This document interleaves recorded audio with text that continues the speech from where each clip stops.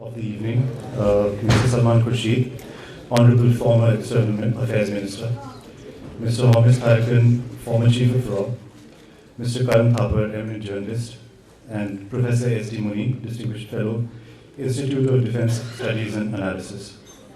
On behalf of Aleph Book Company, I welcome you all to the formal unveiling of Battles of the New Republic, a chronicle of the contemporary history and politics of Nepal, which could very well be the last word on the subjects for years to come. Brilliantly combining hard-nosed, on-the-ground reportage with keen analysis, Prashant has managed to create in this book a clinical, exhaustively detailed narrative that is, at the same time, deeply personal. Prashant, who has spent years extensively tracking the political transformation of his country, is an associate editor with Hindustan Times. He has previously worked with Himal South Asian magazine as a contributing editor and has been Nepal correspondent for The Hindu. I now invite Prashant onto the stage to say a few words and to take this evening forward. Prashant.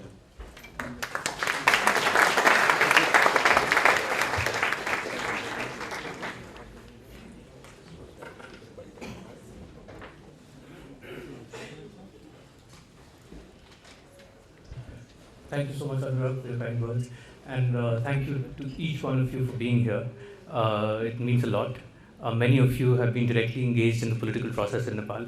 I can see Ambassador Gotra, who was first posted in Nepal in the 1950s, and then he went as ambassador in the 1970s and has been engaged. There are others who have played a part in the peace process in Nepal over the last few years. And we have Nepal's acting ambassador here.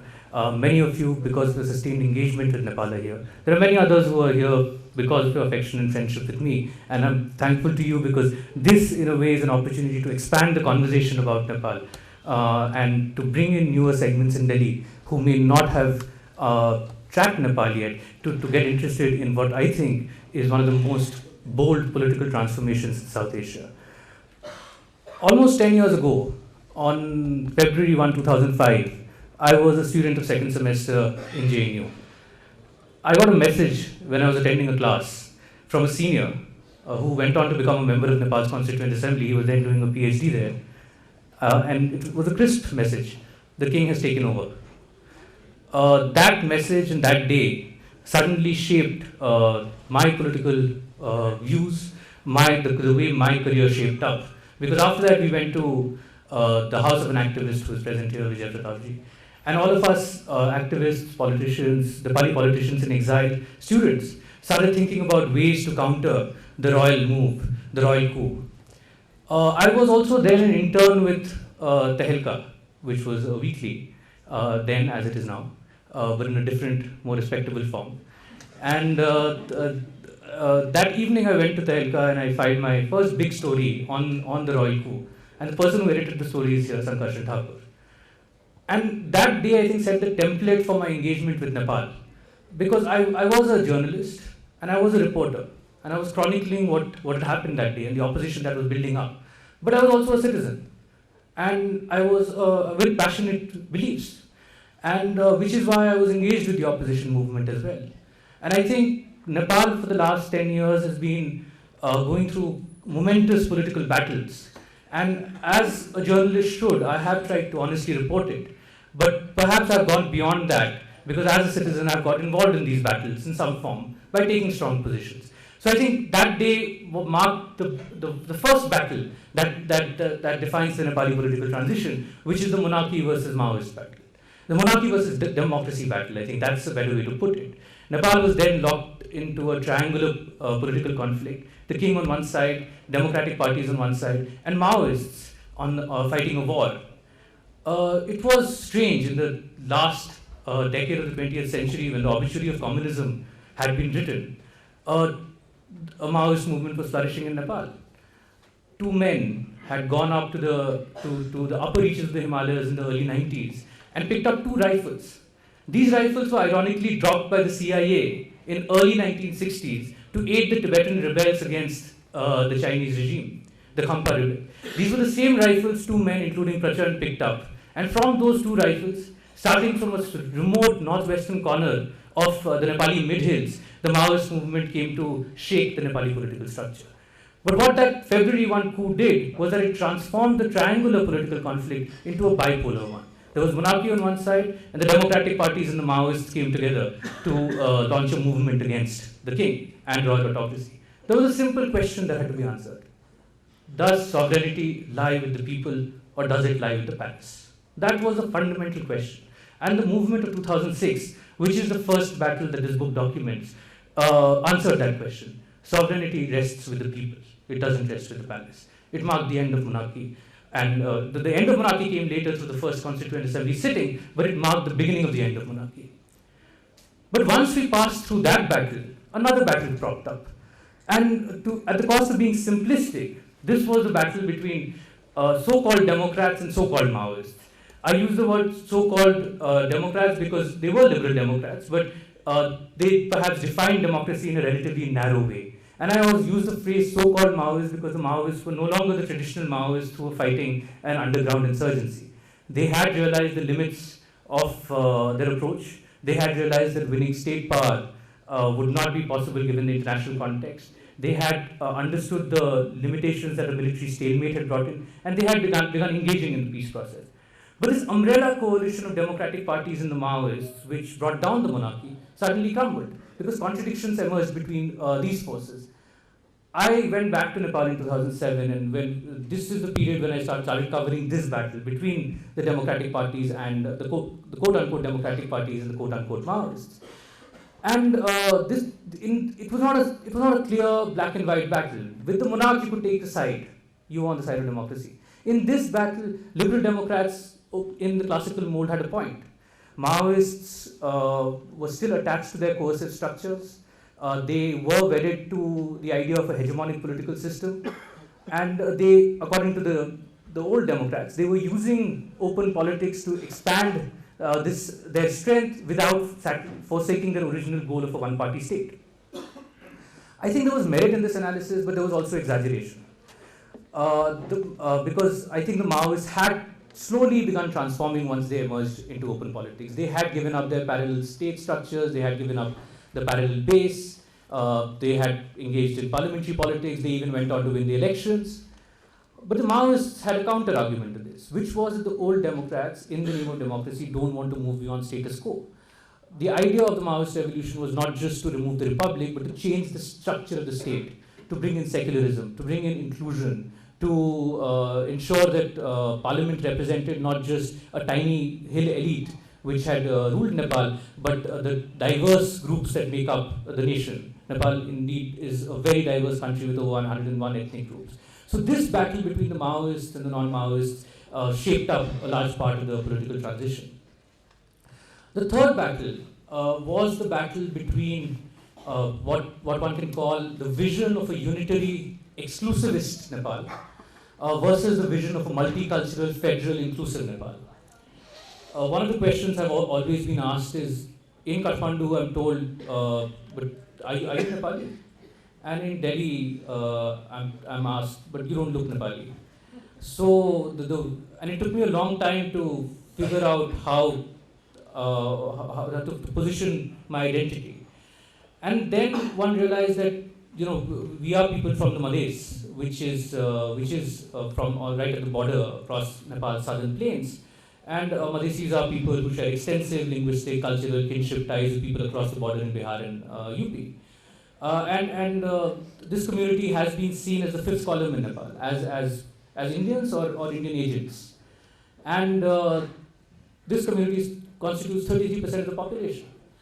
The idea of the deepening of democracy in Nepal, which was what the third battle was about, opened the space for groups like the Madhesis, like ethnic groups, to assert themselves and to carve out a new imagination of Nepal. You could wear a kurta, you could speak broken Nepali, you could have more relatives in Patna and Delhi than in Kathmandu, but you could be an equal Nepali citizen, which was what the idea of citizenship is all about. And this was the third battle which one wrote about extensively, but one also got engaged in because of where I was coming from. And this is the battle which actually led to the collapse of the last Constituent Assembly. The Constituent Assembly was elected in 2008. It was meant to draft a constitution. 4 years later, it collapsed because the parties could not reach an agreement on the issue of federalism. We have seen in India, just the creation of one state, Telangana, has led to such turbulence. In Nepal, the idea was to move from a completely unitary structure to a federal structure, and the question was how would identity be a factor in the formation of states. After that, relatively, I hope I'm not put everybody to sleep with that relatively long lecture on the details of the Nepali state structure debates. I think the big question in Nepal was that it embarked on this political transformation from a monarchy to a republic, from a Hindu state to a secular, from a Hindu kingdom to a secular state, from a unitary to a potentially federal setup, from monolithic vision of nationalism to a more inclusive sense of citizenship. Those battles are still being fought. In the last elections, we saw the defeat of the Maoists and the Madhesi forces. In my opinion, they were progressive forces. We see a conservative backlash building up in Nepal, and it has unfortunately coincided with what is a conservative backlash here. And I think that's where the other battle comes in, which is the role of India. The role of India has been constant in all these battles. It's staggering that people in Delhi actually don't know how closely involved India is in the Nepali political process. It is an actor. Its choices, its decision to act or not act shapes political outcomes in Nepal. And this leverage comes from different sources. We have an open border, our currency is fixed, we have millions and millions of Nepalis working here. And each political strand in Nepal has relations with political strands in India. So the Nepali Congress in Nepal took its inspiration from socialists here, and the Nepali Congress leadership was close to leaders like J.P. Ramanohar Lohia. Chandrasekharji was very active in Nepal. The Nepali Communist movement, the CPN UML, for example, is still a fraternal party of the CPM. The Nepali Maoists, following that trajectory, had a relationship with the Indian Maoists. And before they fell out, because the Indian Maoists felt that the Nepali Maoists had sold out and betrayed the revolution by engaging in the peace process. And the Nepali right had a traditional relationship with the Indian right, the Sangh Parivar. And the Sangh Parivar backed the idea of a Hindu monarchy. And now it has evolved in its views because it's uncomfortable with the shift to secularism, but it's not necessarily insistent on a return to the monarchy. But the point I'm trying to make is that all these political strands in India and Nepal have been connected. And navigating all these multiple political strands is the Indian establishment. And the Indian establishment essentially represented in Nepal by the Ministry of External Affairs and RAW, the Research and Analysis Wing. And both these instruments of the Indian state are extremely active. And I have tried to document, as honestly as I can, the role of these instruments in shaping Nepali political outcomes. This is not an objective book. This is, I would hope, an honest book. It's an honest account of a relatively accurate account from my perspective. But it is a book that has taken positions. In each of these battles, I had views. I was on the side of democracy. I had sympathies for the Maoists and their vision of change, the new Nepal. I had sympathies with the Madhesi movement and their vision for a federal Nepal. So this book takes positions, but this book is also hopefully, and it hopefully will counter the revisionist history that we are seeing in Nepal right now. But this is a book that hopefully will give you a sense of the events as they unfolded, and which is why I've kept it personal. It was a journey of exploration for me. I learned a lot while reporting, while meeting these leaders, engaging with them on a close day-to-day basis. And I hope you like the book. Thank you so much. On that note, I'd like to invite a very distinguished panel. May I first invite Karan Thapar. Karan is, of course, India's preeminent journalist, doesn't need any introduction. But the one avatar of Karan that everybody sees is the one with aggression, the cold stare. But the other avatar of Karan is of a very warm and generous person who is very encouraging to youngsters and who has a deep and sustained engagement with the region. He has, of course, extensively interviewed Pakistani leaders. He's come to Nepal and interviewed Prashant. He is a very close follower of the movement in Myanmar. And as somebody who knows the region well, and as one of India's top journalists, Karan, thank you so much for agreeing to moderate this panel. May I please request you to join us. May I now invite the one man who I would say is Nepal's closest friend in India, and he's been Nepal's closest friend in India for over 4 decades, Professor S.D. Muni, Professor Emeritus in JNU and distinguished fellow at IDSA. And not only has he been an academic who has engaged with Nepal on a sustained basis, he has also been an actor, and I hope some of that comes through in this conversation. Just to give you a sense and a flavor of the friendship he has with Nepal, in the late 60s or early 70s, the man who became Prime Minister later, Girja Prasad Koirala's daughter, Sujata Koirala, was a student in Delhi. She later went on to become Foreign Minister and Deputy Prime Minister. Professor Muni was her local guardian. 40 years later, Baburam Bhattrai was waging an underground war. He was underground in pockets of India. His daughter went to college here, Manushi, and Professor Muni was her local guardian as well. So across the political spectrum, the man who was the closest friend of Nepal, Professor Muni, please sir.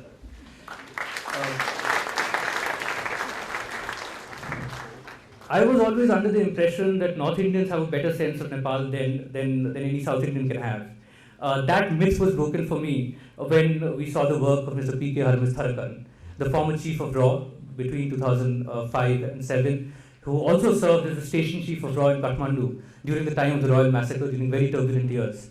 Mr. Tharakan, I think he will not say it in India, has tried to underplay its role, but some part of the credit for the fact that Nepal is not at war and there is a peace process and the Maoists engaged in open politics has to go to Mr. Tharakan. So, thank you so much for having me. And of course, our chief guest for the evening, the person who was External Affairs Minister till a fortnight ago and who dealt with Nepal in that capacity, Mr. Salman Khurshid. He not only has engaged with Nepal as a minister, but as an MP from UP. There are links that people in UP, politicians in UP and Bihar have with politicians across the border in Nepal.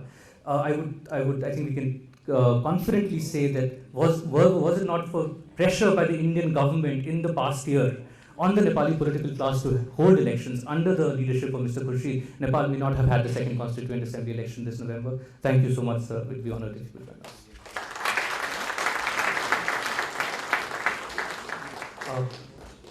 May I now request Karan to take over. Thank you, Karan. Actually, what I'm going to do is go there so that I can look at all of you with greater ease.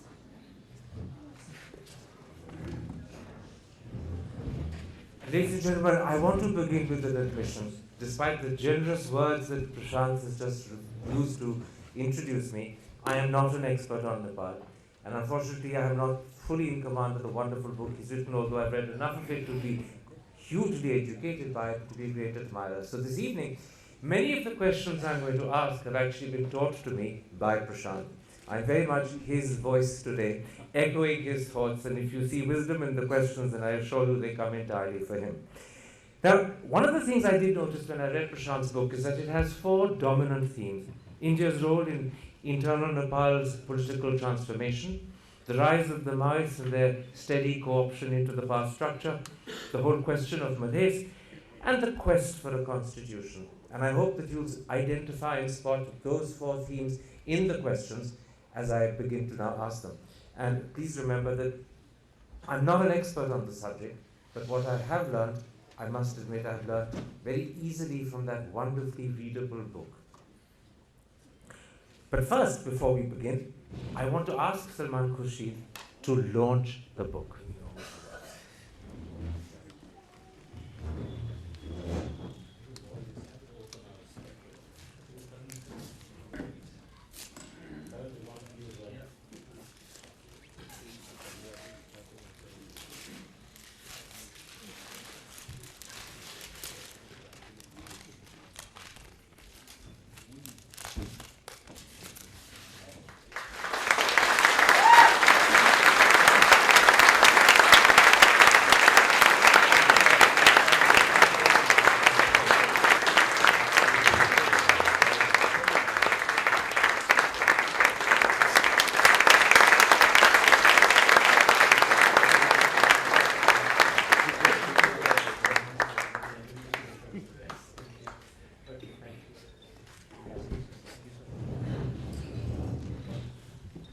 Salman, let me begin with you.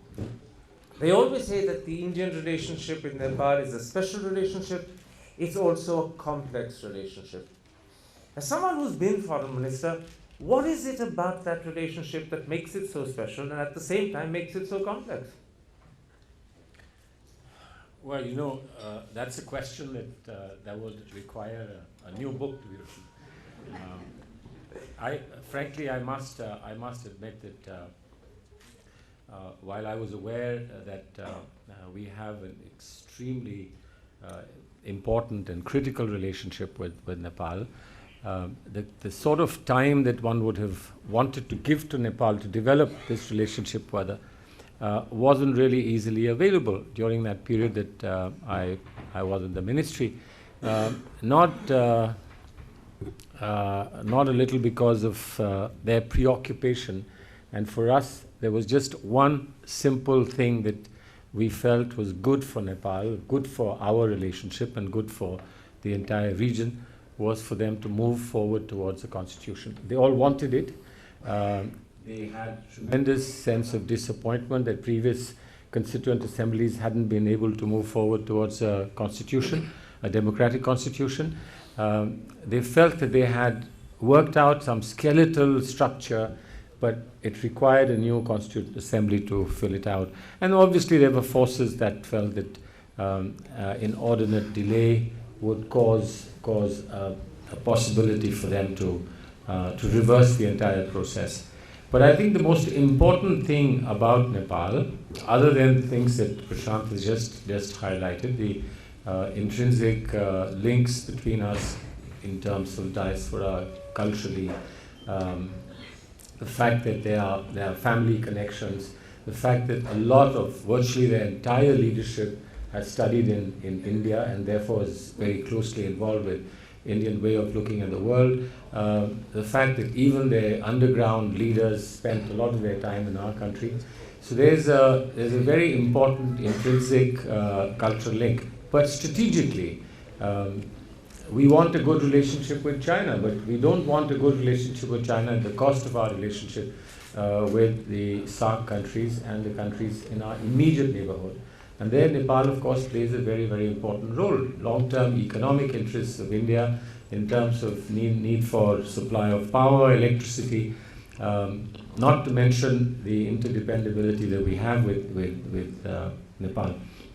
The only sad thing about our relationship with Nepal is that they have periodically, different forces in Nepal have had to push a line which is anti-Indian only to secure space for themselves, which would inevitably happen anywhere in the world. If you have a large neighbor and you have a smaller dependent neighbor, and this particular neighbor being landlocked, there would inevitably be potential to exploit against that kind of sentiment.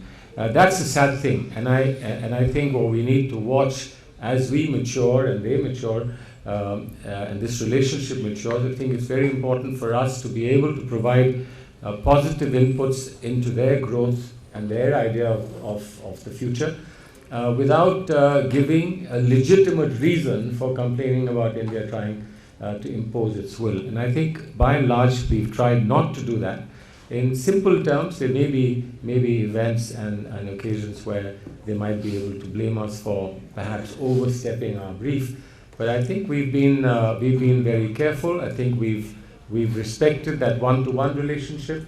And I do believe that in the last phase, just before the elections were held, our outreach to every single important leader in Nepal, by inviting them here, by meeting them in Nepal itself, I think did set off a very good sense that we were on the same side. All of us were on the same side, and that includes the entire spectrum of Nepal's leadership.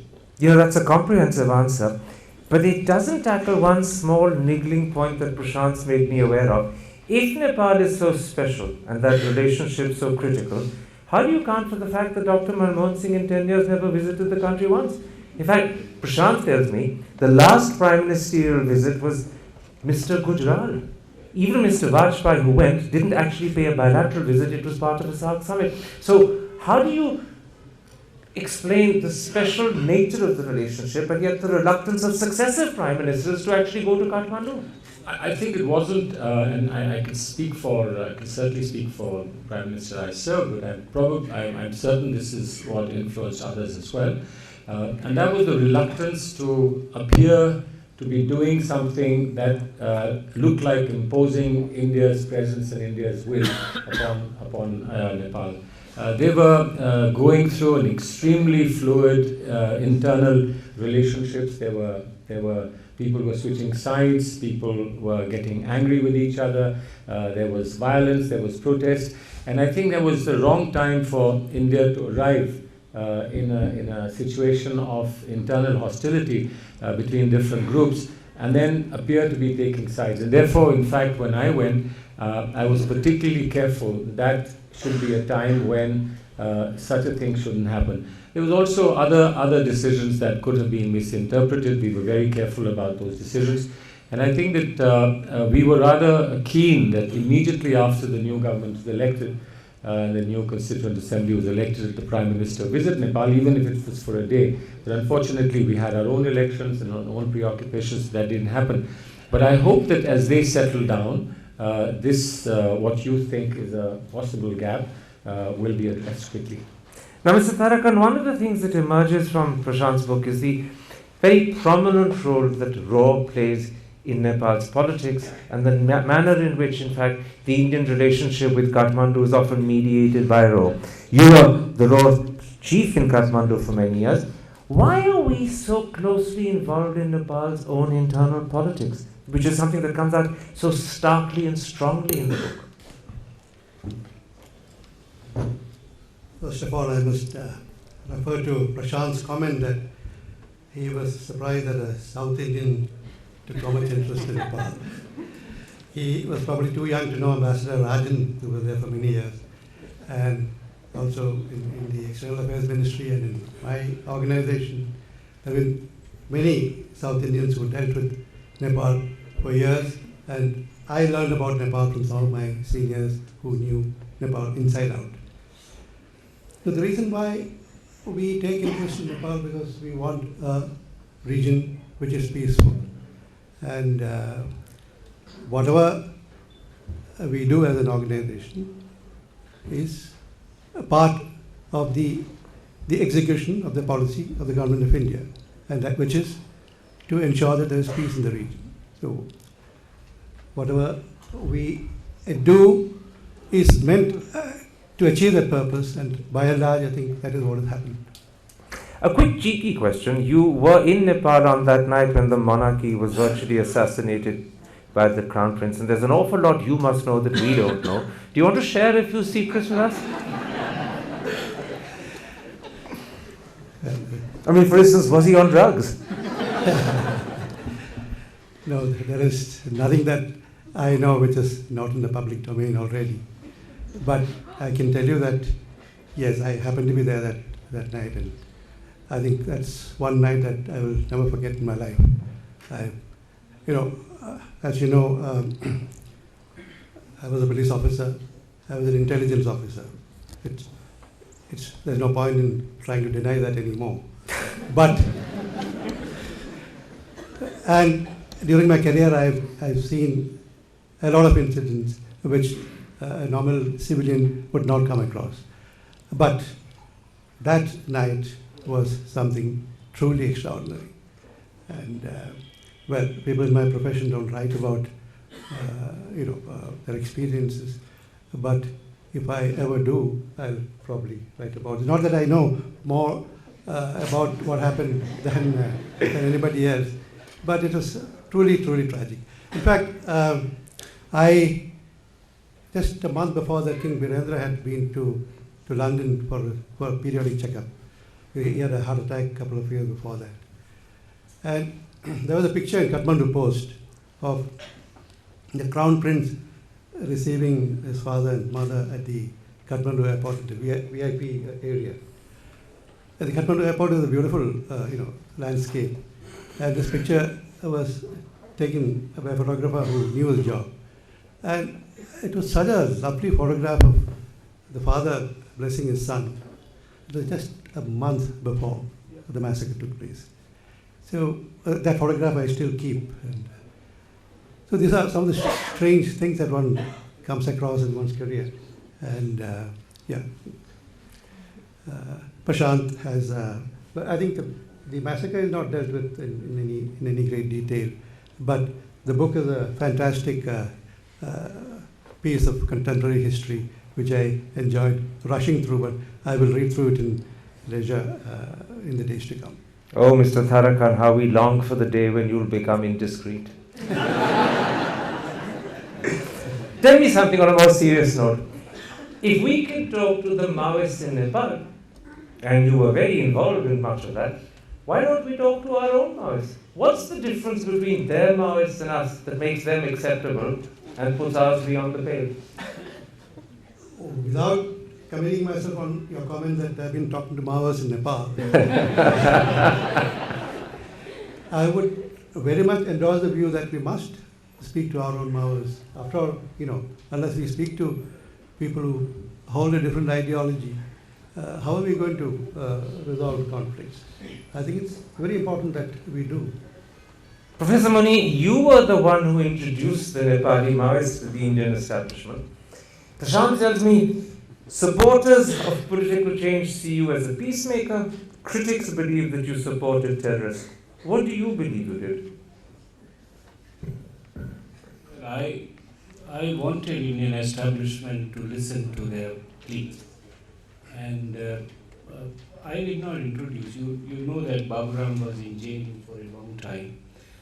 He has been very active in the Nepali community here. And he was trying to reach many of his friends, former JNUites, who were either on a part of the establishment or on the fringe of the establishment.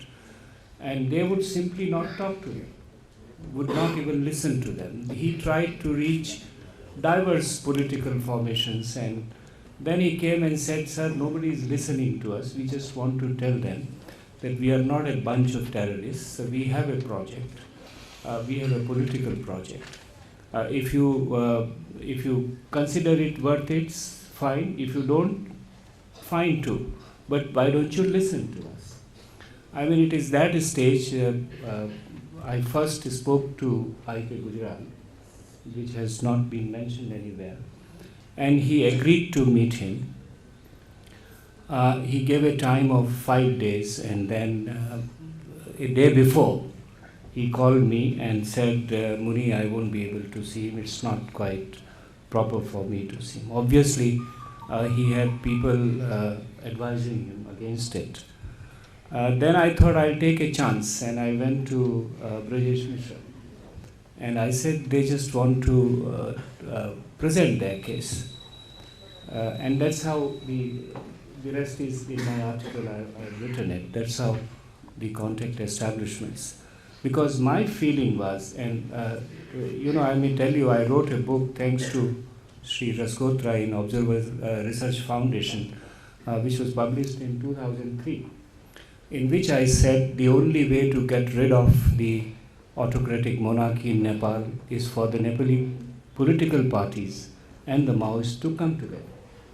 This was in 2003, I was arguing. And I was of the firm belief that the Maoists, which are otherwise big people with two horns in Indian perceptions, were not really so. They are Pashupatinath going Maoists. They are the Maoists who worship in their heart Ganges. Yes, they have deviated, they have taken it to a violent path. But we in India have talked to many extremists in Northeast and resolved many of the problems and brought them into the mainstream. So I thought there must be an effort to bring them to the mainstream for the security of Nepal, stability of Nepal, and for the security of India. So that was the purpose. I know people have, and the MEA continues to dub me as a Maoist, which is nonsense, but that's what my fate is. You observed and studied the India-Nepal relationship for decades, sir. What would you say are India's core interests? And then commenting on those, do you think we've got close to achieving them? Well, let me put it as briefly as I can. Nepal is India's unique neighbor. There's absolutely no doubt about it. We don't have this sort of relationship with any other neighbor in our vicinity. And as India's unique neighbor, India has always been engaged with Nepal's turbulence and troubles, not to resolve them. And you would be amazed, I mean, we criticize India. There is an undercurrent even in Prashant's book and many others who are writing, and rightly so.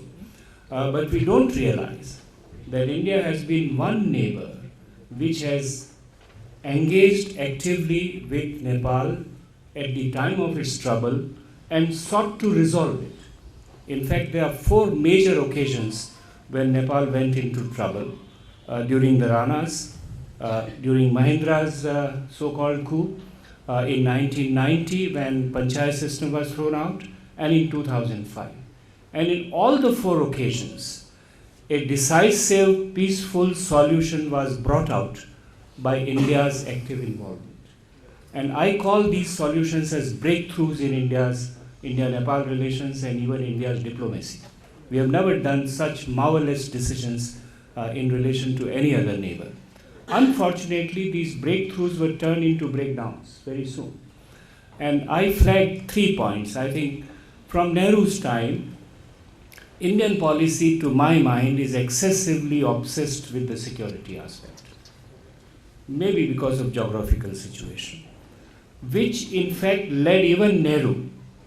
I praise Nehru for his foreign policy on the whole, but on many issues he started micromanaging Nepal affairs. I have my friend Basim sitting here, who has turned out a wonderful volume of documents on Indo-Nepal, India-Nepal and China relations. And he gives letters after letters in which Nehru, I give you 2-3 examples. Prime Minister Koirala, MP Koirala, going to London Queen's coronation anniversary or whatever, and overspending there, and Nehru writing a letter to the Prime Minister, how can you afford this? Well, that's not Indian Prime Minister's job to tell them what they should do, what they should not do. Then at one stage, Chinese wanted to talk to Nepal and sort out their relations. And Nehru writes to the ambassador, we must make sure that the negotiations don't take place in Beijing, number 1. Possibly they take place either in Kathmandu or in New Delhi. And if they take place in Kathmandu, an Indian representative should be present. Who in Nepal would accept that kind of a proposition? So, these kind of micromanagement tradition, which Nehru did it for the good interest of India. He thought this is the way to ensure security of India in that very sensitive part. But that ruffled many of the feelings in Nepal, and we got into a lot of problems. And lastly, I would say in India, there are diverse and conflicting stakeholders on Nepal policy. Prashant counted someone when he said the Nepali Congress has friends with socialists here, the communists have communist friends here. The king has all the king's friends here. I mean, all the old royal families have family ties with them. And any time he needs to mobilize support, not only the rightist sections, support, he would ginger up all these former princes in various political parties or political affiliations and mobilize them against the government of India. You would be surprised that when in 1989-90, when Rajiv Gandhi had this trade trouble, which they called blockade, which is totally wrong. At that time, who are the people who go to tell Rajiv that don't do this? India's army chief goes there. He says, my Gorkha families are suffering because of kerosene. How dare you do that? The Shankaracharyas went there. The princely order people go there. The business community goes there. The states, the provinces go there. So you have India as almost a total system of India in various diverse social factions impinge on India's Nepal policy. And I cannot blame sometimes the decision makers when they get swayed by either this pull and that pull. And on the top of it, all the Nepalese have direct telephone talks with your foreign minister, your president, your prime minister, name anybody. And they would come and brief them. So this is what you should do if you want me to do. Now in this kind of an atmosphere, the Indian policy does get derailed on occasions. Professor Muni, your wonderful references to Nehru remind me of a book written by the Sri Lankan former Prime Minister Sir John Kotlavala. The book is called An Asian Prime Minister Story. He repeats an anecdote that happened at Bandung, where all the other Asian Prime Ministers were in fact criticizing Western imperialism. Sir John got up and spoke about Soviet imperialism. When he sat down, Nehru went up to him and said, Sir John, why didn't you show me your speech before you made it? And Sir John looked at him and said, why should I? Did you show me yours? Now, ladies and gentlemen, the next question was designed by Prashant to be asked of Prashant. So this is one instance where the question is as important as the answer. Prashant, as a Nepali, something that comes across clearly in your book is your mixed feelings about India's role. You applaud India's facilitation of the Peace Pact, you criticize its role in government formation. How do you explain this duality? Karan, admitting to planted questions is not doing good to your reputation. At least he said, showing people I'm honest. Well, since you let the cat out of the bag, and this is something that I wanted to talk about this because this is something I've struggled with. Unlike many Nepalis, I don't I'm not attached to the notion of absolute sovereignty. No nation is absolutely sovereign, and in this particular context where Nepal and India share this dense networks of interdependence, which has been elaborated upon, there is no way that India will not be an actor in Nepali politics. I mean, that one takes for granted. The question always in Nepal is when should we solicit Indian support and when is it Indian intervention? So for political actors, if it suits their interest, it's Indian support. And when it doesn't suit their interest, it's intervention. And this is a fix that Indian policymakers also have to grapple with. Now, while taking positions, as I said at the beginning, in the monarchy versus democracy battle, we all lobbied here. We all wrote pieces. We all pushed the Indian establishment to take the proactive line that it took, and in supporting this pact between the Maoists and the political parties. That was, I think, a breakthrough, as Muni sir said. It showed that the Indian establishment was capable of out-of-the-box thinking. They understood the Maoists for what the Maoists were, which is they realized the Maoists were ready to transform into a democratic civilian outfit from being an insurgent outfit. And it was because of India's support that the Nepali peace process took off. I mean, there's no doubt about that. And I hate India's role in 2005, 2006.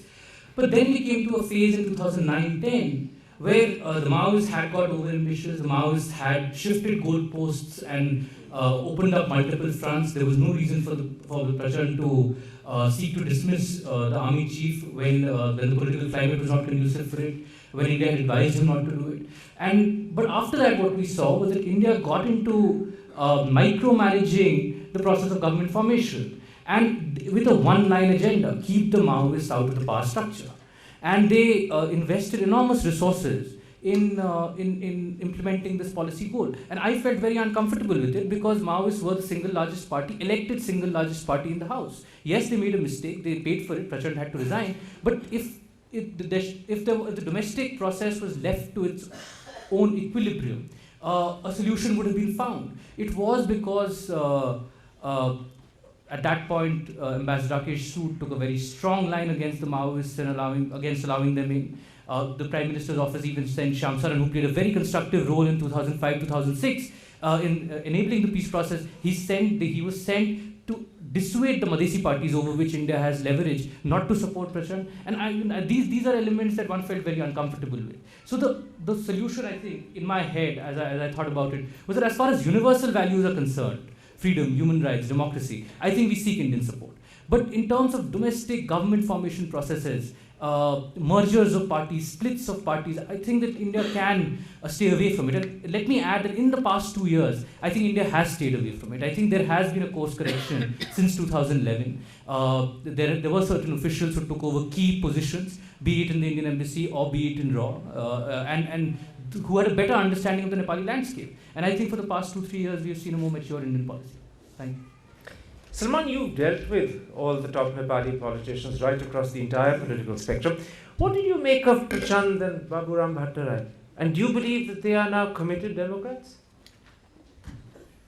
Well, I think they, both of them, and Prashant certainly is a very, very interesting person. Both of them were very candid about their assessments. We didn't have to encourage them to say this. They were offering this on a platter, as it were, that their own vision of a relationship with India had transformed remarkably.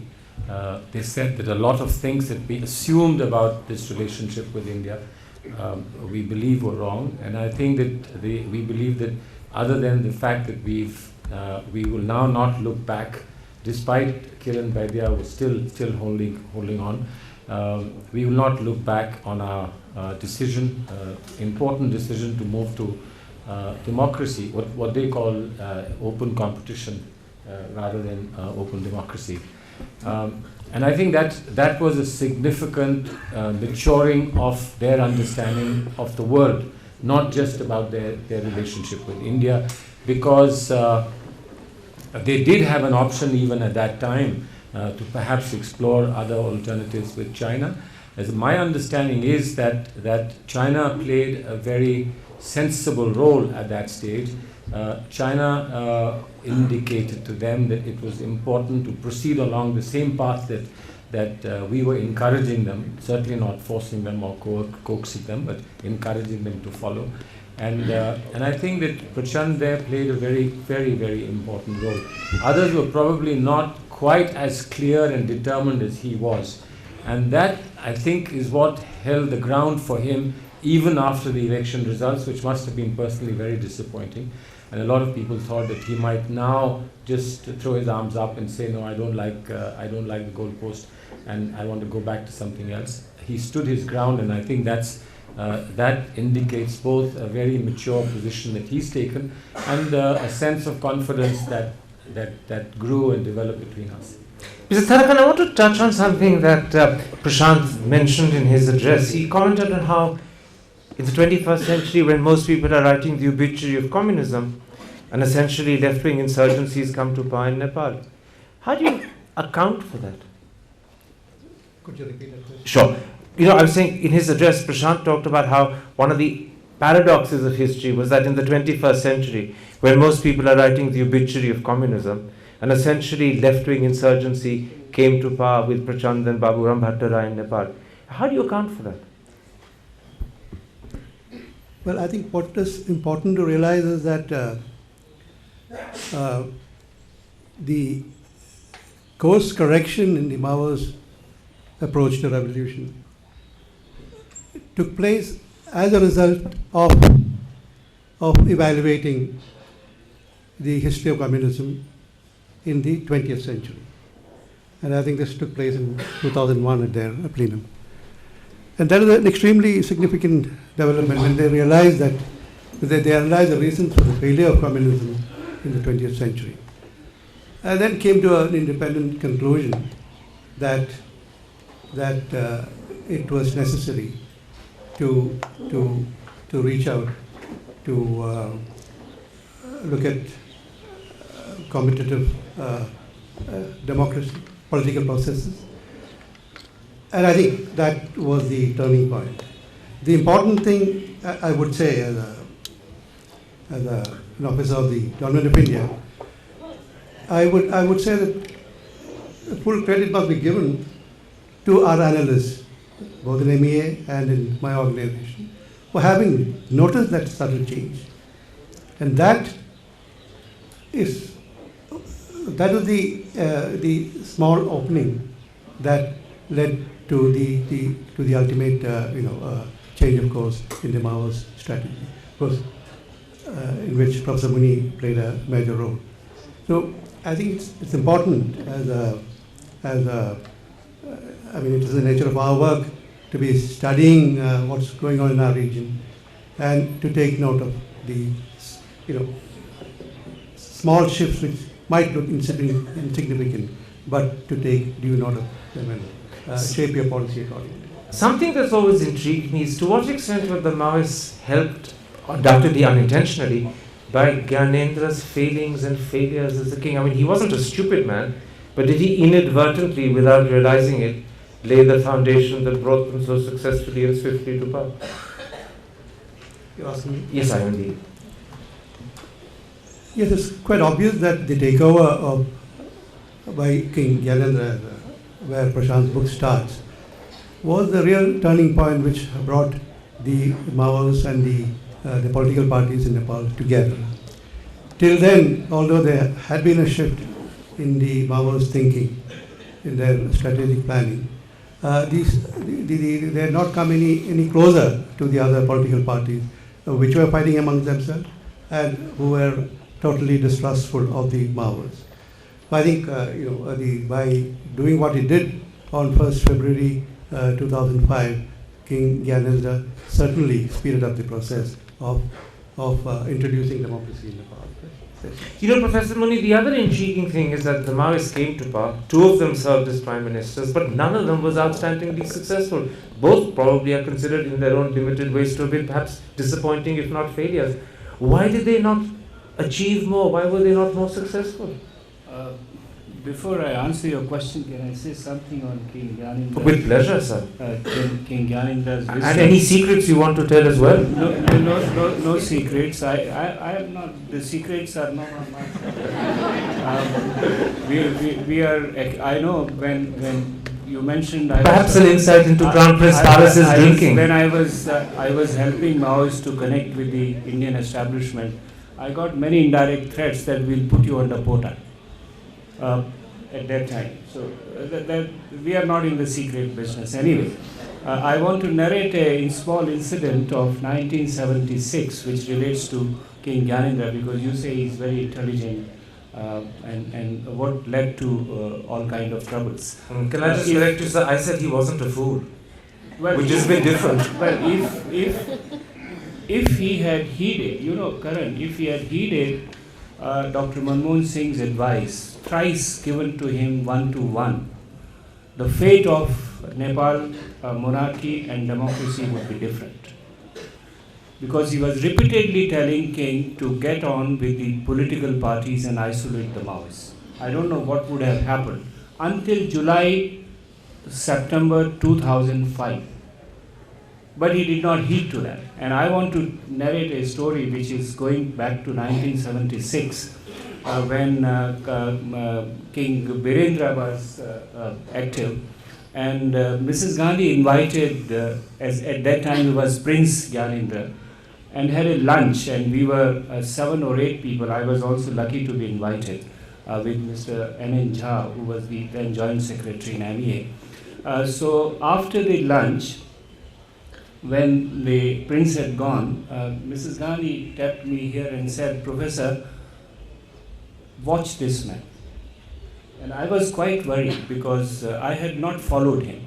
He was one of the princes and all right. So once the Prime Minister said it, I went into chasing what has been done.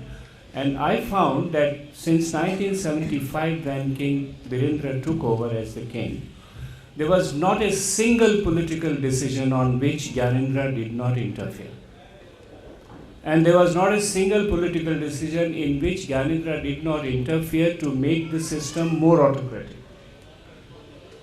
Now that is going back to 76, so I don't know if he was wise, if he had understood the context of the regional politics differently, I'm sure things would have been different. Those are prophetic words, sir. If only Gyanendra had heeded Dr. Manmohan Singh's advice. They're echoing in the Congress party today. In fact, Karan, I want to say that the credit for the transformation in Nepal, if it has to be given, the greatest share must go to the king. Right, sir. As I said, those words are echoing in the Congress party. I'm sure Mrs. Gandhi is asking herself, if only I heeded Dr. Manmohan Singh myself. Prashant, explain this to me. You've known Baburam Bhattarai and Prashant, you've interviewed them. What sort of relationship do they have with each other?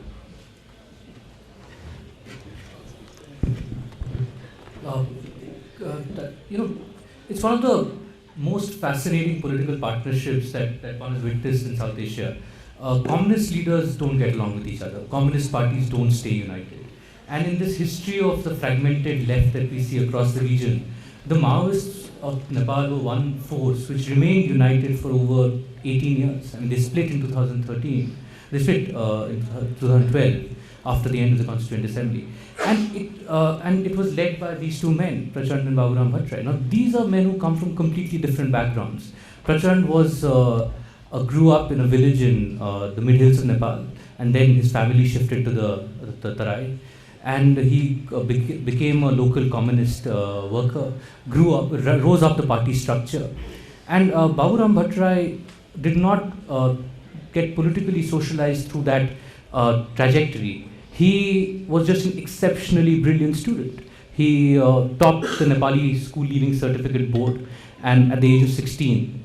And since then, he's always, the tag of being board first has stayed with him. He got a scholarship and came and studied architecture in Chandigarh, then came to Delhi, and then started studying in JNU. So he entered Marxism through academic work, through a lot of reading of Marx, and then he got engaged with the issues of Nepali migrant workers here. And while Prachant's trajectory was through a more traditional communist party structure. Now that, I think, led to a difference in their respective approach. Prachant was more orthodox for a long time. Baburam, because he'd been engaged with other currents of thinking in India, he got exposed to other political schools of thought, he was relatively more open on questions. The two men know they need each other. Both complement each other. Prashant is an excellent organizer, charismatic leader. He has the mass base. He's the organization man. Baburam is the intellect. He provides the intellectual. He provided the intellectual foundation for the war, and then he provided the intellectual foundation for the peace process. So, and Baburam has credibility with the segments that Prashant doesn't have credibility with, which is the middle class, the media, the international community. So both men complement each other. But the relationship works out fine as long as Baburam's political line is being followed and Prachant remains the leader. When the tussle for leadership begins between the two, the question, I think, that then the relationship gets complicated. We are seeing, once again, they keep having these periods when they are bitterly fighting and then they make up. We are witnessing a period when they are fighting bitterly. I think they will remain together till the constitution is done, and hopefully it will be done this time around. But I have doubts about whether this political partnership will outlast the constitution for too long. Salman, as I said at the beginning, one of the dominant themes out of the 4 themes in this book is the whole Madhesi question, and Prashant spoke about it at some length, including his own personal involvement when he gave his address. What exactly is the special relationship India has with the Terai parties? Many people see them as sort of Indian pawns on the Nepalese scene. Is that an inaccurate and unfair description? I think that's unfair both to India and to them. I mean, there is a linguistic connect. There is a historical connect. A lot of them have relatives in Bihar and UP. They have watering holes, and they are comfortable traveling through, knowing people. Of course, it's true that a lot of them have personal relationships, a phone call away. They visit friends here. They spend a lot of time with friends. But they have a mind of their own entirely. They're not in any way influenced by Indian thinking automatically. They have a mind of their own. They have a sense of purpose. They have a sense of belonging in Nepal, very clearly so. But they have some features, as I gather, they have some features that we have seen, at least till recently we've seen in our own political parties and our own political formations, that there is a lot of ambition. There is a lot of competition for no rhyme or reason between people who should be working together. And one of the reasons why the Maoist parties has a lot to do with how much they can see beyond their immediate concern, how much they can see beyond their nose, and then come to some kind of accommodation amongst themselves. There are people like Yadav and Mahant Thakur and so on, who stand out even amongst the Madhesi leaders, but it requires a little bit of statesmanship, and I think that that's not been adequately noticed. Statesmanship that would make them grasp this historical opportunity that they almost lost by not winning enough seats, both in the different political parties as well as their own formations. Now, Mr. Tarakant, the Madhesi region is just the other side of the border with India. It's an open border. That makes for friendship. But does it also make for security vulnerability? Before answering that question, I would like to say that of the several battles of the new republic that Prashant deals with in his book, I think the most significant one is actually the one about the Madhesis. It's the most fascinating tale that he tells, and being one himself, I think the anguish really comes through. I think many of us in India don't realize,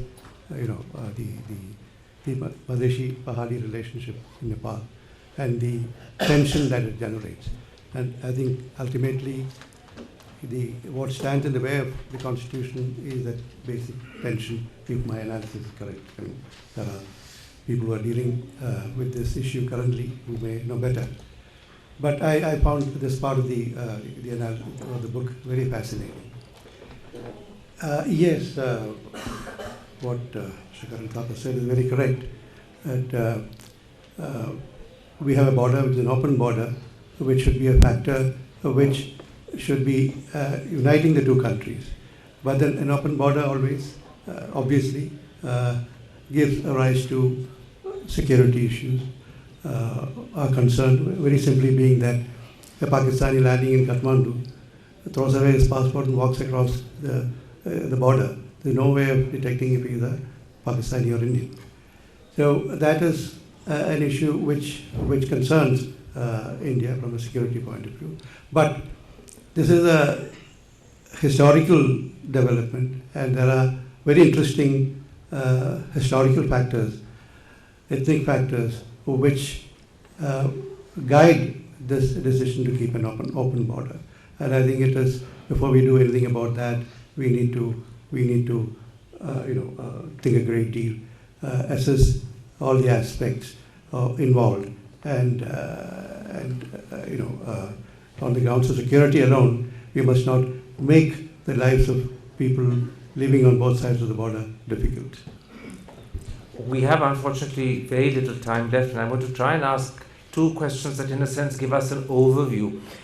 Professor Mani, one of the things Prashant tells me is that there have been 20 governments in 20 years, that apparently the Prime Minister in Nepal has changed on average every 9 months. Are you really hopeful that we're about to break that awful trend?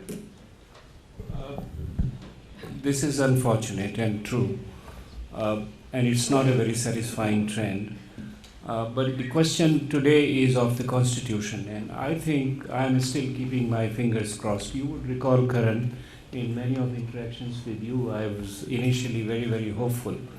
I was hopeful because I thought Maoists, when they were in a dominant position, they had the vision. The whole question of New Nepal, the inclusive secular democracy, was their blueprint. There was nothing added by the other political parties in that framework. And therefore, I was hopeful that they will drive this and somehow give a constitution which picks up these fundamentals, if not the details. But the NC and the UML would not want the credit to go to the Maoists. And to some extent, I am sorry to say, we in New Delhi, many people did not want credit to go to him. Therefore, all kind of conditions were created. And they became arrogant out of the kind of electoral results which they got, which they did not expect.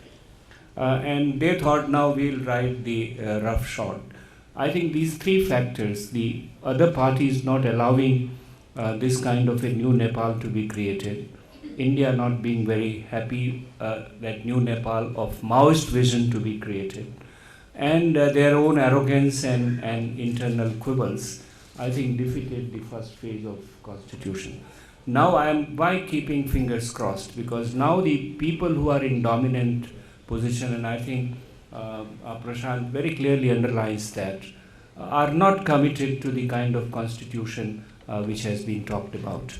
And the Maoists don't have the position to force them politically. Therefore, it remains what kind of a midwife role, if at all, India can play.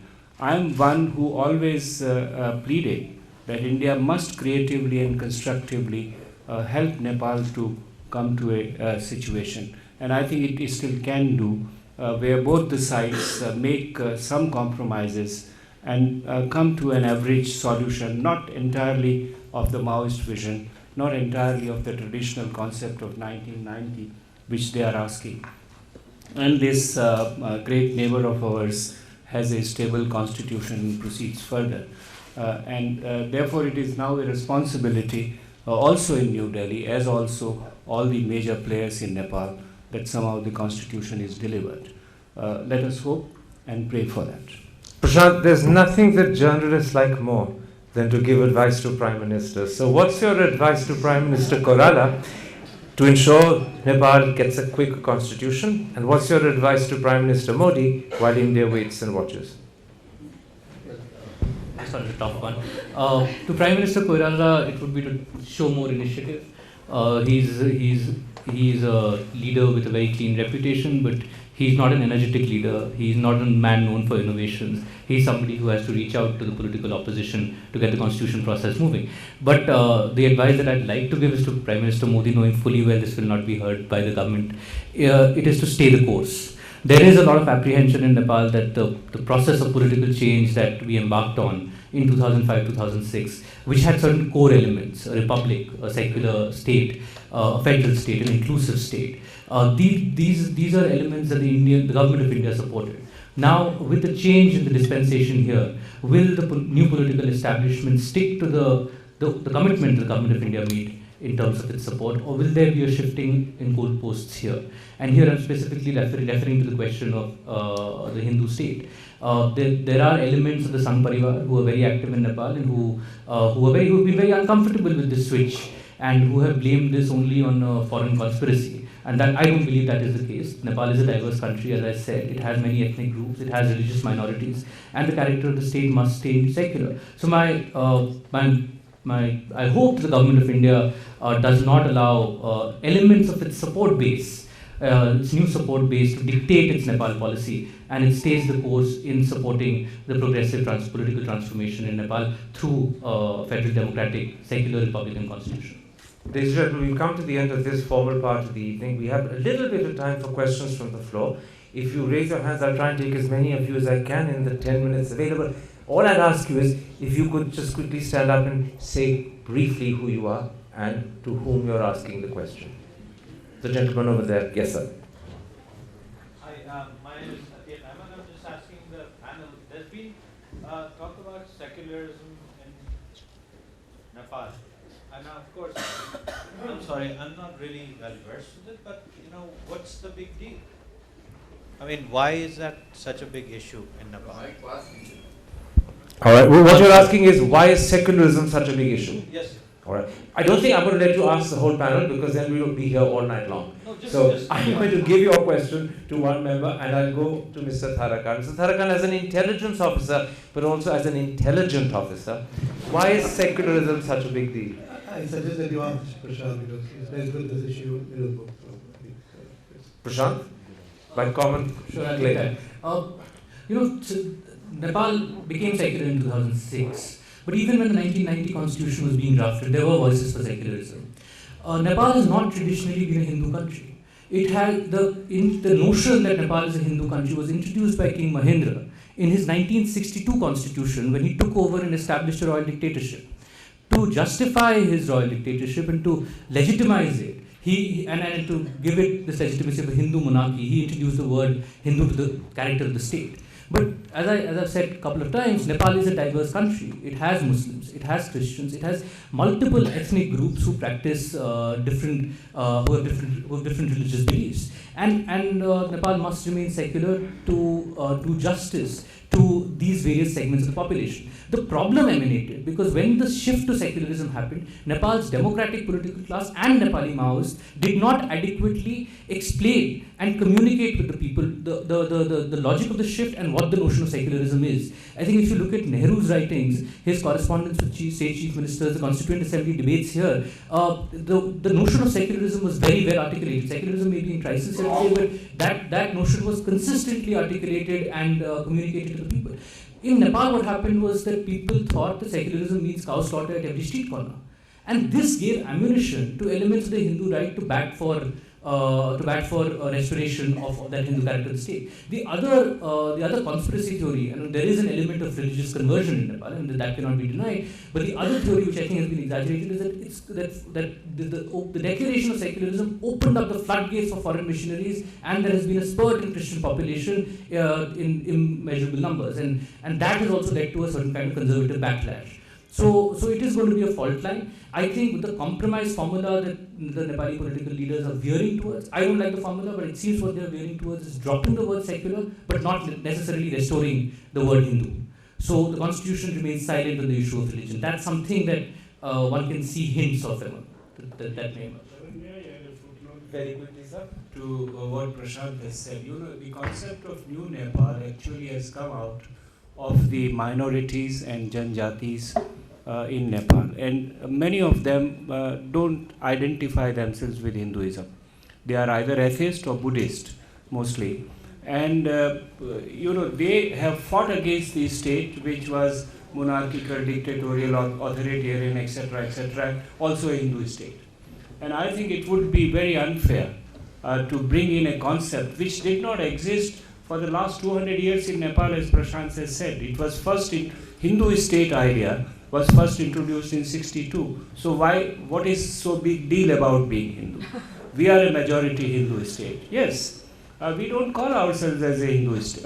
We are a majority Hindu country. We don't call ourselves Hindu state. Why should Nepal be calling? The lady in front of me. Thank you for the opportunity. I'm Divya Iyer. I belong to the Indian Revenue Service. I have one specific question, which is, how much credit would you give to India for the democratic transition that's taken place in Nepal? Allow me to explain the larger canvas from where I bring this question. India has undoubtedly been the apostle of democracy across the globe throughout the course of history. But as... Do you really mean that? Across the globe and throughout the course of history? I think we've always projected ourselves like that. And as a reliable force to count upon in the region, do you think we have done enough to encourage or establish democracy in our region? We have Pakistan, we have China, it's taken so long in Nepal and every other country around us. Why is it that we are unable to spread the good word around more effectively? Which person do you want to be the victim? With pleasure. Democracy in India. And India's promotion of democracy. But do you want to keep the answers to the two of you and deny Salman a chance to answer the course of history? This is a very difficult area because we support democracy, but we don't subscribe to theses like regime change and to precipitate democracy and protect democracy in another country. We engage in capacity building, we engage in spreading ideas through exchange, through contacts, etc. But we've never used it as an instrument of advancing India's interest to impose democracy, as it were, on another country. But we are always supportive. We are always supportive of democratic movements. With care, with caution, but we are always supportive of democratic movements. And I think the example here really is Myanmar. To see how through those times when democracy looked like very dismal in Myanmar, we continued our relationship with the most important democratic movement there, which was Aung San Suu Kyi. But it wasn't that we bear it on our sleeve and then we march in and say this is how we will finance and this is how we will encourage democracy, because it should organically come from within. As to provide moral support is something that we are always willing to do. But beyond that, it gets messy. It gets messy, particularly if you are in your own region. It gets messy because then what might be a very noble outreach and a noble objective would then be seen as an imperialistic attempt to influence people in your sphere of influence. And that makes it difficult. I think it's true about what we've done with Afghanistan. It's true about what we've done in Maldives, what we did in Bhutan and Nepal, that I think we have our own red lines. We don't cross them, and it's worked well for us. The gentleman at the back there with the white shirt and glasses. Yes, sir.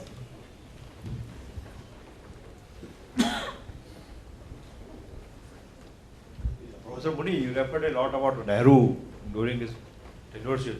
There was a big news a few years back that Nepal was very much keen to be part of India and Nehru refused it. So what was the reason? The answer to this kind of a question led me into great trouble in Kathmandu. They burnt my effigies there. Because I said we have not a documentally supported proof with me, but people who are knowledgeable have told me that at one stage King Tribhuvan was willing to become an integral part of India, and he probably wrote to Nehru. And I think Nehru wisely did not accept it, because that would have created a huge problem both in terms of the Western countries at that time. And you remember what was happening in China, Tibet, and all kind of aspersions would have been cast on India's policy and intentions. So he did not proceed further with that, but this is what you call a talking point, that King Tribhuvan did express this desire, and knowledgeable people in the foreign ministry have verbally told me that there is a letter exists signed by King Tribhuvan to that effect. I haven't seen the letter, and when I said this in Kathmandu, the royalists were all on me. Professor Muni, knowledgeable people have verbally told me, as far as the press is concerned, is as good as hard fact. Yes, sir. My name is Mehdi. I served in Nepal with the UN for a couple of years. And particularly, I witnessed the transition from monarchy to republic, which happened almost overnight, from one afternoon to another morning. Now, my question is, my feeling during those days was, when we were coordinating the aid from different countries, etc., that India wanted a very special status, and some kind of a big brotherly attitude was there. This is one thing. But the question that I'm asking is that, irrespective of the political issues, etc., what has prevented Nepal from sharing the water resources with India, and maybe on the Bhutan model, and creating a very steady source of income per day? So what have been the problems there? Mr. Tharakan, do you want to answer that? Well, I can only say that in the Nepalese perception, many of the treaties that we have entered into with Nepal have been unfair to them on the water sharing issue. That is the perception there.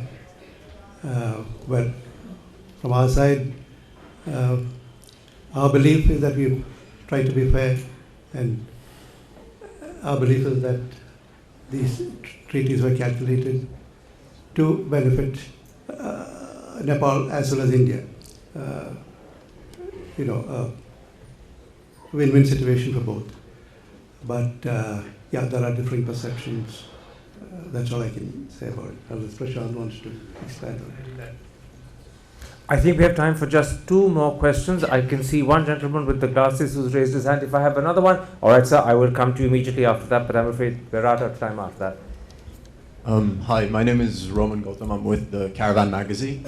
Professor Muni, I'd like to direct this to you simply because I think that of all our esteemed panelists, you'd probably be the most candid on this. I mean, right now, as far as the discussion has gone, we've spoken about Indian policy as almost this uniform monolithic thing. I think that Prashant would probably agree that there are always rumblings emerging from even the Indian embassy in Kathmandu that there are rivalries between the people from the South Bloc and the people from RAW. And I haven't read the book, unfortunately, so I don't know if this actually figures to any degree in the book. I would think that it probably does. But I wanted to ask you, to what degree has that rivalry, those miscommunications, however you would like to characterize it, influenced the course that India has taken? Because there have been significant shifts, and some of them quite sudden and unexpected in India. Well, not necessarily unexpected, but some of them quite sudden in India's approach to Nepal, even over the last decade. What he wants to know is, to what extent was it strategy and to what extent was it cock-up? No, I think I mentioned to you, if you read between the lines, I said there are conflicting and diverse stakeholders on India's policy. in Nepal or towards Nepal. And those diverse stakeholders include the MEA and intelligence agencies. I would say even, I said Indian Army Chief went to Rajiv to say that you can't do it to my Gorkha soldiers. Business communities go. And when you should be a little objective, we can be judgmental always and say this is what India masses are doing. But you look at the position of a decision maker who is confronted with 6 other options, pulls in one way or the other. And depending upon the weight of a certain pull, I can give you several other examples. Because we are a democracy, you have to accommodate different sets of people. That decisions are taken which are at times faulty, which have to be revised. Even in case of the change in Nepal in 2006, I think the first king's pronouncement was what day? 19th of April or 21st of April. The second one on 23rd and 24th of April. The first was also endorsed by India. The second was also endorsed by India. And there is a huge difference between the two. So you see this role of, you have to pick up a decision and then analyze the role of various stakeholders. Every time you can't say that this is MEA versus the RAW and this happens. This is a very sweeping journalistic perception, which I as an academic would not buy. Our last question, gentleman over there in the glasses. Yes, sir. मेरा सवाल सलमान साहब से और intelligence officer से है। इस तरह से दोनों देशों की पॉलिटी में आपसी रिश्ता कम हुआ है, प्रशांत के ऑब्जर्वेशन के बावजूद मुझे नहीं लगता कि वो रिश्ते हैं, वो कैसे हैं यहाँ बहुत लोग जानते हैं। तो क्या उसके बगैर वो राजनीतिक रिश्तों के बगैर MEA, PMO और इंटेलिजेंस एजेंसीज नेपाल की डेमोक्रेटिक पॉलिटी को इंडिया के इंटरेस्ट के हिसाब से और वहाँ के डेमोक्रेटिक जर्नी के हिसाब से सपोर्ट कर सकती हैं क्या? हिंदुस्तान की जनता का उसमें कोई रोल नहीं है क्या? ये पहला सवाल मेरा इंटेलिजेंस ऑफिसर साहब से है। और सलमान खुर्शीद साहब से इसी का सबसेट है कि क्या नॉर्डिक कंट्रीज़ का जो मॉडल है एक ट्रांसपेरेंट और अल्ट्रुइस्टिक सिविल सोसाइटी को सपोर्ट करने का, रादर देन जिस तरह से नेपाली रिंग रोड पे पेजेरोज रहती हैं NGOs की, उससे हट के पॉलिटी कैसे रिसरेक्ट हो और हिंदुस्तान और नेपाल के बीच में एक लोगों का रिश्ता डेमोक्रेसी के आइडियल्स के अराउंड बने, इसमें क्या पॉलिटिकल लीडरशिप कोई इनिशिएटिव ले सकती है? Well, as far as India's interests in Nepal are concerned, I think in international relations it is a legitimate right for any country to pursue its interests in its relationship with other countries, particularly those in the same region. So I don't think there's anything wrong with that. I don't think the same way that the government and the people of Nepal would like to pursue their own interests in their relationship with India. Similarly, the government and the people of India are justified in taking interest in what's happening in Nepal and trying to ensure that nothing adverse to their interests happens in the region.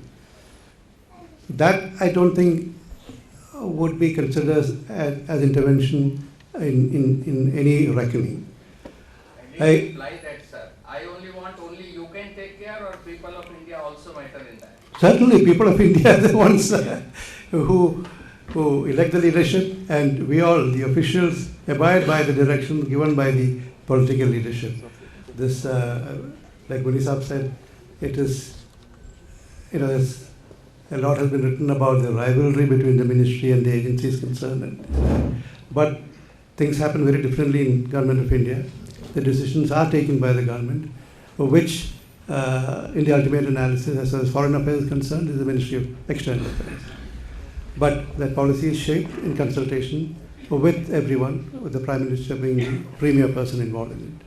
Once that is done, then everyone, the ministry as well as the agencies, try to pursue and execute that policy. That is how things happen. within the internally there might be a lot of debates which goes on in South Bloc, in between South Bloc and other agencies or interest stakeholders are concerned. But ultimately, the policy is laid down by the elected government, and that is what we all try to implement. Salman Khurshid, a quick answer to the second question. देखिए, जो आपने प्रश्न पूछा है, मुझे लगता है कि वो आज के परिप्रेक्ष्य में जो आज हमारी अपने लोकतांत्रिक व्यवस्था के बारे में चर्चाएं हमारे अपने समाज में हो रही हैं, उससे संबंधित है कि कभी कभी ऐसा लगता है कि जो भी हमारे देश के निर्णय हैं वो बहुत सीमित लोगों के बीच में होते हैं और उसमें पारदर्शिता नहीं होती। लेकिन मैं ये मानता हूँ कि अभी पिछले 10 वर्ष में पारदर्शिता बढ़ती जा रही है, क्योंकि स्टेक होल्डर्स बढ़ते जा रहे हैं, मीडिया रुचि ले रही है। मीडिया जैसी बहस रोज़ रात को मीडिया वाले करते हैं, उससे हटकर अगर ऐसी चर्चाएं होने लगें तो मैं समझता हूं कि देश के लोगों की रुचि बढ़ेगी। और NGOs हैं, जो बहुत सारी संस्थाएं हैं, उनको इसके लिए प्रोत्साहित करना चाहिए और उन्हें स्वयं औरों को प्रोत्साहित करना चाहिए। मीडिया का बहुत बड़ा रोल है। मैं यहाँ कुछ लोगों को देख रहा हूँ जिनके चैनल्स हैं जो नेपाल के बारे में रिपोर्ट करते हैं, लेकिन जितनी व्यापक जानकारी नेपाल के बारे में होनी चाहिए हमारे देश में नहीं है। बिहार और जो सीमा के जो क्षेत्र हैं, बिहार और उत्तर प्रदेश के, वहाँ क्योंकि लोगों के संबंध हैं, आना जाना है, परंपरागत रूप से लोग उसमें रुचि लेते हैं, तो संभवतः वहाँ हम लोग ज़्यादा जानते हैं। लेकिन मैं ये मानता हूँ जिस तरह से आप लोग यहाँ एकत्रित हुए हैं, इकट्ठे हुए हैं और ये किताब छपी है और इस किताब को बहुत सारे लोग पढ़ेंगे, इसको और व्यापक रूप से बढ़ाना चाहिए।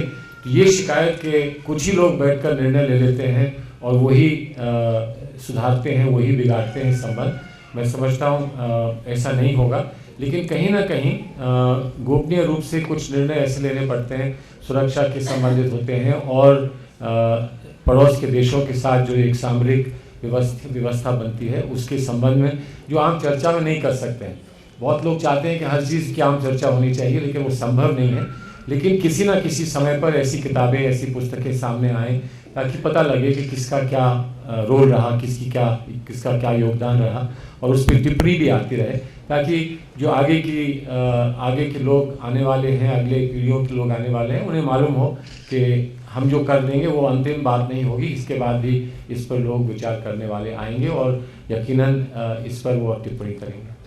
We come there, ladies and gentlemen, to the end of this particular part of this evening's program. My thanks to all 4 members of the panel.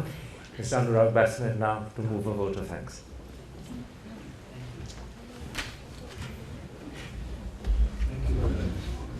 Thank you so much, Karan, for standing in the seat and for moderating this discussion. On behalf of the company, Alex Book Company and the IC, I thank your esteemed panel for the evening, Mr. Khurshid, Mr. Tharkan, Mr. Thapar, Mr. Muni, for taking time out and of their very busy schedules and to give this book a send-off. And the discussion, of course, was very thought-provoking and lively. Of course, thank you, Prashant, for writing this wonderful book. Quite eye-opening to have edited it.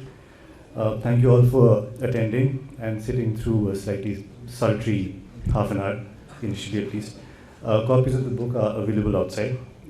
Please to pick up one on your way out. Prashant, I'm sure will be happy to order that for you.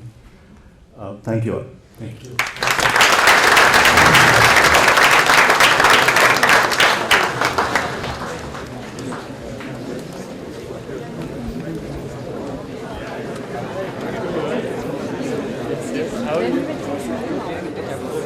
How is it going?